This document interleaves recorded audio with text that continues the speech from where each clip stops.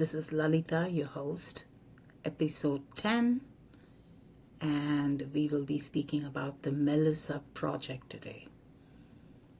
I'm really excited because I had planned this for 12 episodes. We are in episode 10.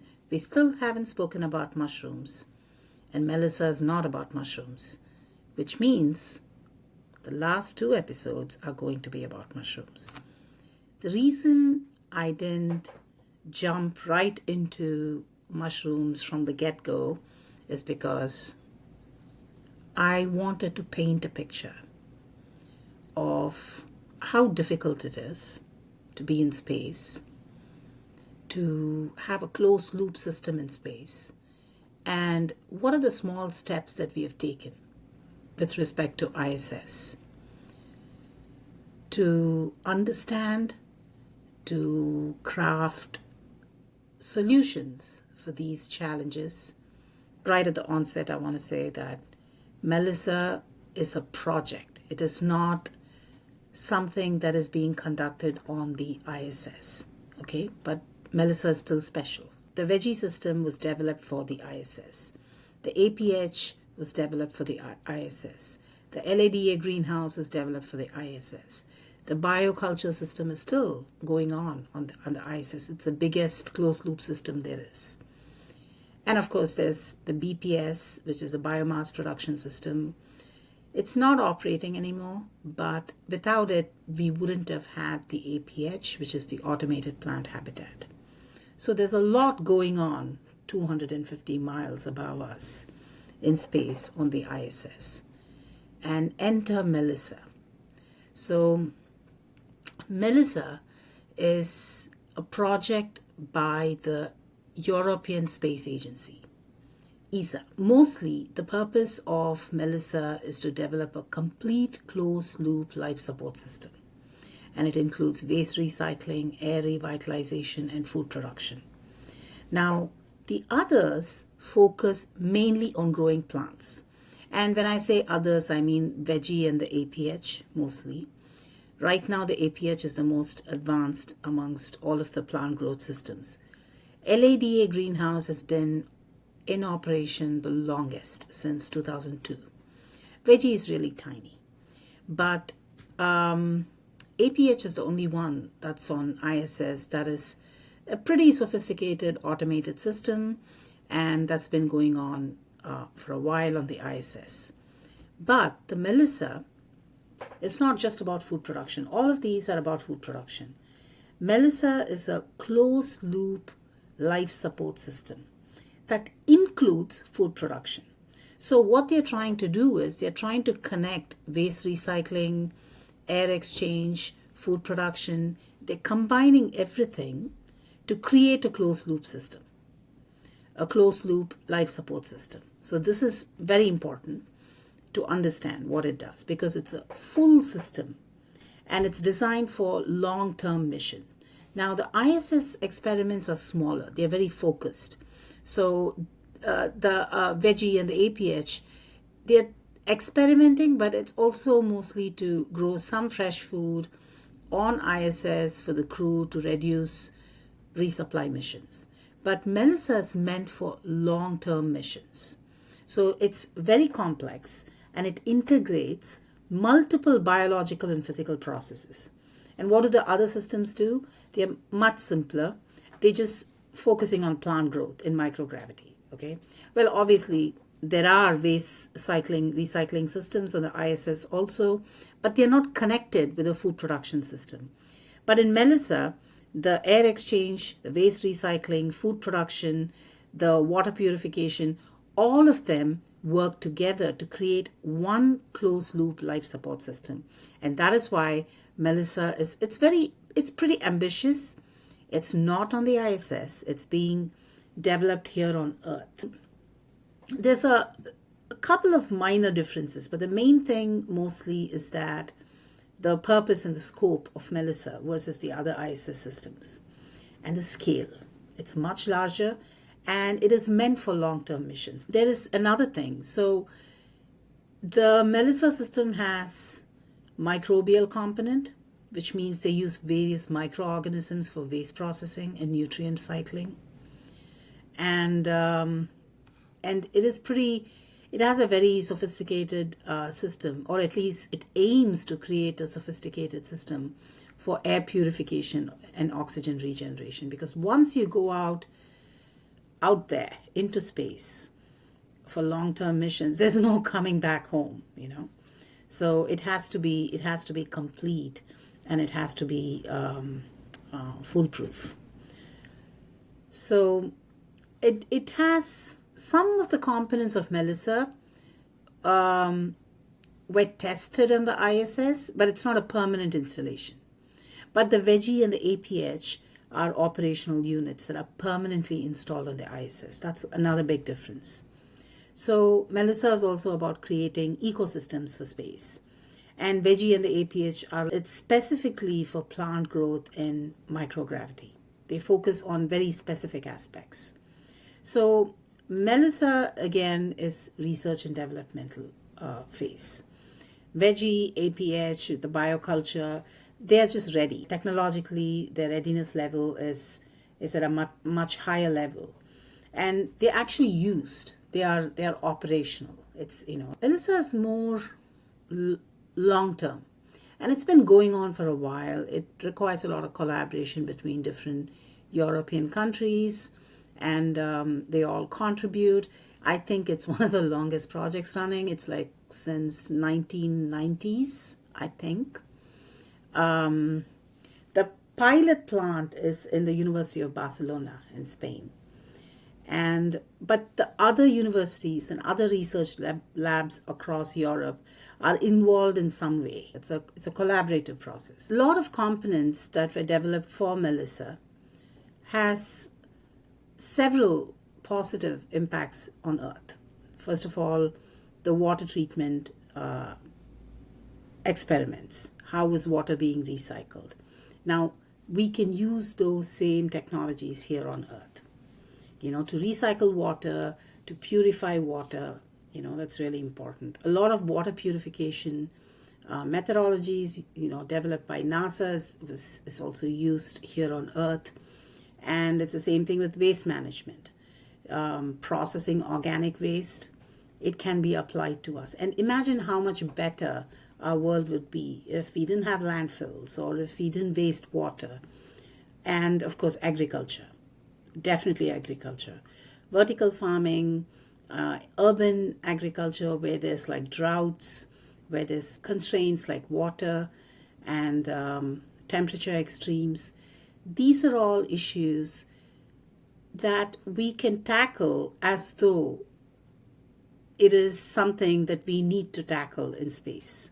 We're dealing with radiation in space, okay? So I'm sure we'll figure out how to deal with UV. These are all solvable problems.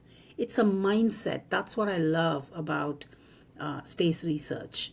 It is a can-do mindset. And it is priceless, because a lot of times one of the things that constrains us is any innovation's ability to create or not create profits. Science is a wonderful tool. Because of science, our lives have improved tremendously. Like, imagine how your parents lived, their grandparents lived, and their great-great-grandparents lived. Believe me, I romanticize the past and our history just like anybody else. But the truth is, we are living better lives. We are living like the kings lived, like 10,000 years ago, 5,000 years ago. So the point is, space research opens an avenue for all the possibilities that can be. And this gives us a mindset of we can do something. And that is why I absolutely love this. MELiSSA is exciting. So they have a series of interconnected compartments, and each one serving a specific function in the closed loop life support system. There are 5 main compartments. So there's one where they break down waste. The next compartment, they process the waste products. The third compartment is the nitrifying bacteria compartment. So they take the ammonia and they convert it into nitrates. And then you have the photosynthetic bacteria compartment, which produces oxygen and biomass. This is the plant, this is what plants do, photosynthesis. And then you have a higher plant compartment, which actually produces food, and it helps with air revitalization. So they all work together to recycle waste, produce food, and maintain a breathable atmosphere for our space travelers to just go travel on their long-term missions without worrying about whether they're going to run out of breathable air, or if the waste is going to be recycled, or whether they can produce food. So it is remarkable what MELiSSA does. The idea of MELiSSA appeals to me. We need to get into the mindset of MELiSSA. Okay, that is why I love MELiSSA. It's taking everything, it's trying to mimic our biosphere.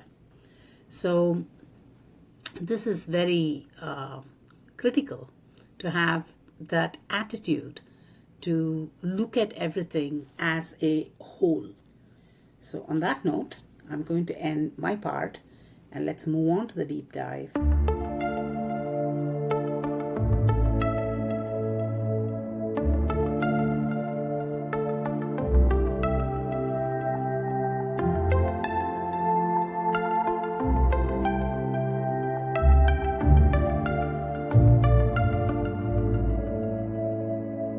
Ever pack for like a long trip and just realize how much you accumulate, all the trash, the stuff you got to bring. Now imagine packing for Mars, a 2-year mission. Talk about waste management. Yeah, it gets complicated. Even on the space station, resources are limited. Right. And today's deep dive, we're tackling that head on. The MELiSSA project. The European Space Agency's going all in. Ambitious is an understatement. Think about it. A completely closed loop. Everything astronauts produce, and I mean everything, turned back into usable stuff. Okay, usable as in, like what? Air, water to drink, even food. Okay, that went from impressive to kind of gross in record time. Well, nature does it. Earth's biosphere, right? MELiSSA's just way more, how do I put it, controlled. Let's break it down. Where does this space recycling symphony even begin? Compartment 1. It's not glamorous. We're talking organic waste here. The ick factor, huh? Anaerobic digestion is the star. Bacteria, no oxygen needed. So like composting, but on a cosmic scale. Exactly. They break it all down. Food scraps, plant matter, the astronaut leftovers too. Wow, getting into it now. Those byproducts are key. Your carbon dioxide, methane, even water gets reclaimed. Hold on. We're saying even astronaut.byproducts. Have a purpose here. Every little bit matters. This is already mind-blowing. What's next? Where does it all go after compartment 1 works its magic? Compartment 2 is where it gets interesting. This is where we introduce Rhodospirillum rubrum. Come again? A special type of bacteria. They're photosynthetic. You lost me a little. They use light for energy, like plants. Right, got it. Photosynthesis, but with bacteria. And they love those organic acids. What's left from compartment 1, they break it down further into things like ammonia. Ammonia. Like got cleaning supplies, ammonia. The very same. But in this case, it's a building block. You're telling me what starts as waste after some bacterial intervention becomes something useful. Precisely. From waste to resource. And believe me, it gets even more interesting. Okay, more interesting. I don't know if I should be excited or scared at this point. Trust me, it's good. We've made it to compartment 3, where it all starts to come together. Lay it on me. This compartment's all about nitrogen. Nitrogen, as in like 78% of the air we breathe. You got it. Essential for life here, equally important up there. Because, you see, plants need nitrogen to thrive. Okay, so far so good. But there's a catch. They can't just use it straight from the air. There's always a catch. It needs to be in a specific form. Nitrates, to be exact. Nitrates. Vaguely rings a bell. And guess what? Don't tell me. It involves the ammonia from those bacteria. You're catching on. We've got another microbial team ready. Nitrifying bacteria this time. So hold on. We started with, well, You know, Let's just say astronaut leftovers. leftovers got it, broken down by bacteria round one. Right. Then those photosynthetic bacteria worked their magic. Exactly. And now we're turning all that into, wait, plant food? It's like a cosmic compost pile. Cosmic compost pile. I like it. So are we talking like a space garden now? You're way ahead of me, but yeah. Compartment 4, the grand finale. Give me with it. This is where things get really green. We're talking leafy greens, spinach, even dwarf tomatoes. Space tomatoes. Okay, you have my full attention. All specially chosen to thrive. Remember those nitrates? This is where they shine. So the plants use the nitrates, the oxygen. Wait, oxygen. Where's that coming from in all this? Good point. Remember compartment 1 with the bacteria breaking everything down? Right, the anaerobic guys, They release carbon dioxide as a byproduct. which the plants then use for photosynthesis. It's a beautiful cycle, isn't it? It's like this perfectly orchestrated dance, waste turned into resources. And it gets even cooler. We also have algae in the mix. Algae, like the stuff in ponds. Spirulina, to be precise. Incredible at converting light and CO2. Into Oxygen, of course, but also nutrients. Hold on, is this the same spirulina? Like the health food supplement? One and the same. You're telling me my green smoothie is helping pave the way for space travel? In a roundabout way, yes. That's incredible. It's amazing how these discoveries... They often have implications beyond what we initially imagine. Right. So we've got astronaut leftovers turning into a sustainable space buffet with a side of breathable air. Is there more, or is that the grand finale? One more stop on our journey. Compartment 5 brings us full circle. Let me guess. This is where the astronauts finally get to enjoy that space buffet. You're getting the hang of this. Oxygen, food, water, everything they need to survive. All thanks to a little ingenuity and a whole lot of microbial assistance. It's amazing, really, taking inspiration from nature. To create something so ingenious. It really makes you wonder, what else is possible? From waste to resources, all in a closed loop. It's like science fiction, but real. What kind of tech are we talking about here? Are there like robot gardeners tending to these space plants? Not quite robots, but definitely high-tech. It's more about creating the ideal conditions for these processes to happen. Think of it like a super-controlled greenhouse. High-tech greenhouse, got it. One of the key players is the microbial bioreactor. Okay, now you're just using big words to sound smart. I'll admit, Yeah. it does have a ring to it, but it's really quite simple. Imagine a luxury apartment building. For bacteria. Exactly. We can control everything.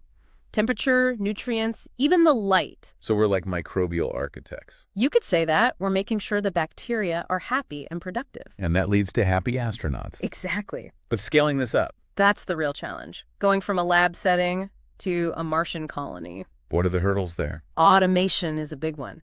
We need the system to be self-sufficient, able to adjust and even repair itself. So it's not just about biology. It's about engineering and computer science, too. It's a true interdisciplinary effort. All this to boldly grow where no plant has grown before. You could say that. But it's not just about space, right? This technology has potential right here on Earth. Absolutely. Take water purification, for example. MELiSSA's water recycling tech could be a game changer, especially in areas with water scarcity. It's amazing to think. Solutions for space often lead to solutions for Earth. What other earthly applications are there? Think about sustainable agriculture. Closed-loop systems for food production, less waste, fewer resources needed. It's like taking a page from nature's playbook. Nature has had billions of years to perfect these systems. It only makes sense to learn from the best. This has been an incredible deep dive, from astronaut waste to sustainable solutions. Who knew bacteria could be so fascinating? They're the unsung heroes of our planet, and maybe one day, other planets too. It makes you think. What other innovations are out there? What will we discover next? And how can we use that knowledge to create a better future for ourselves and for our planet? That's all the time we have for today's deep dive. But the conversation doesn't have to end here. What ideas sparked for you today? What challenges do you think we should tackle next? Share your thoughts with us. We're all on this journey of discovery together. Until next time, keep exploring, keep asking questions, and keep looking up.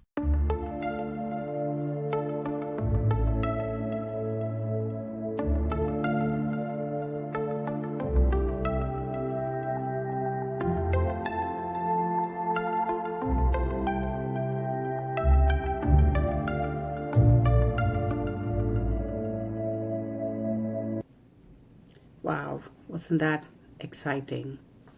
I haven't covered everything about MELiSSA.